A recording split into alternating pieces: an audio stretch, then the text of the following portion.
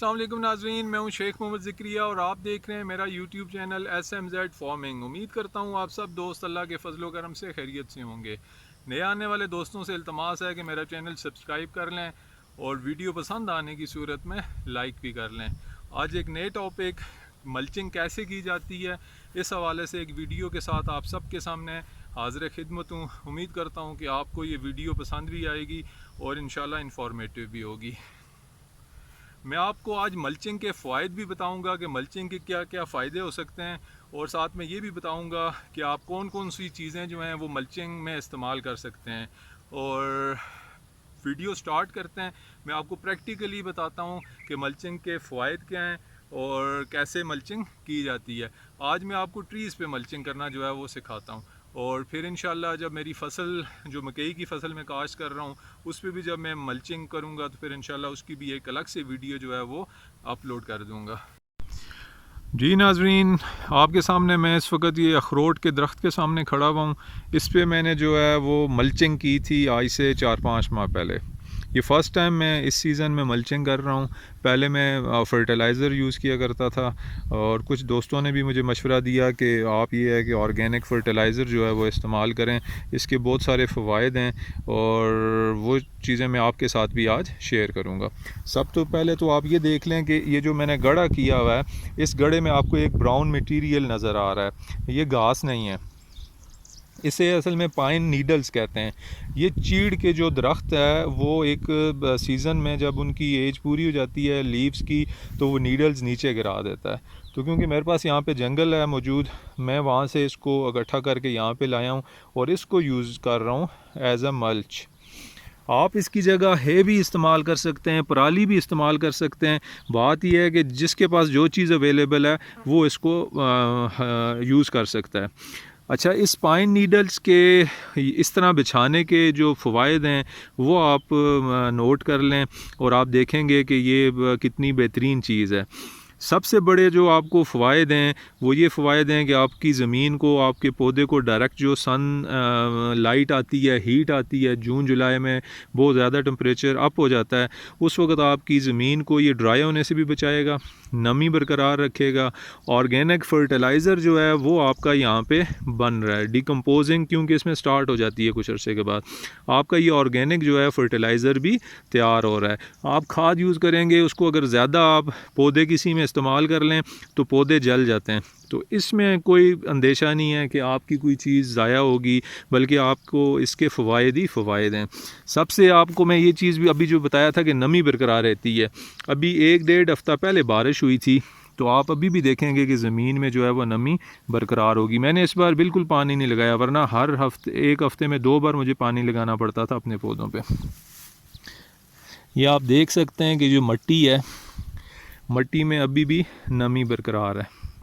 और दूसरा, ये जो डिकम्पोजिंग है, ये आपके पास बेहतरीन ब्लैक गोल्ड जो फर्टिलाइज़र है, ये कुदरती तौर पे ऑर्गेनिक जो है वो बन रहा है। आपको कोई खाद यूज़ करने की ज़रूरत नहीं है, आपको मैनोर यूज़ करने की ज़रूरत नहीं है। फिर इसका एक और बेनिफिट, आप ये साइडों पे देख सकते हैं कि ये घास है और इस गड़े के जहाँ जहाँ मैंने ये मल्चिंग की है यहाँ पे आपको कोई घास, कोई वीड नज़र नहीं आएगा। सबसे बेहतरीन इसका जो फ़ायदे वाली चीज़ है वो ये है कि आपके वीड्स को भी ये नहीं उगने देता, वरना आपको ये है कि स्प्रे करना पड़ता है वीड्स को तलफ करने के लिए, या आप हाथ के साथ इसको प्लग करेंगे। तो एक और चीज़ मैं आपको दिखा दूं इसके कंपेयर में, जिस पे मैंने मल्चिंग नहीं की हुई, आप उस ज़मीन को भी चेक कर लें, वो ड्राई होगी। मैं आपको वो भी दिखा देता हूँ।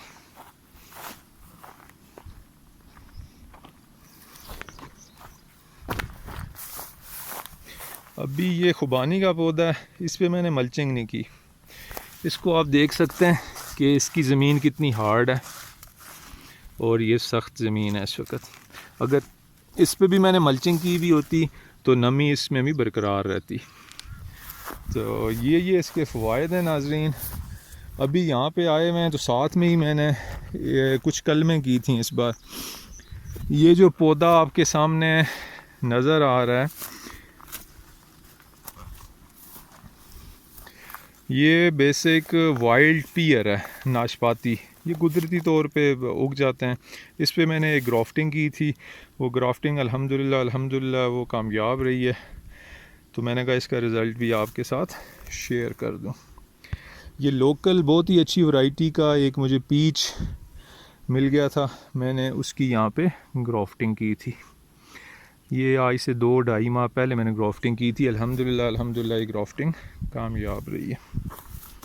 जी नाज़रीन, उम्मीद करता हूँ कि आपने मेरी इस वीडियो को पसंद किया होगा, और जो चीज़ें मैंने आपको मल्चिंग के हवाले से बताई वो इंशाल्लाह बेनिफिशियल आप लोगों के लिए साबित होंगी, और आप मेरी जो सजेशंस हैं, रिकमेंडेशंस हैं, उन्हें जो है वो अपने गार्डन में, अपने जो ऑर्चर्ड हैं वहाँ पे इम्प्लीमेंट भी करेंगे।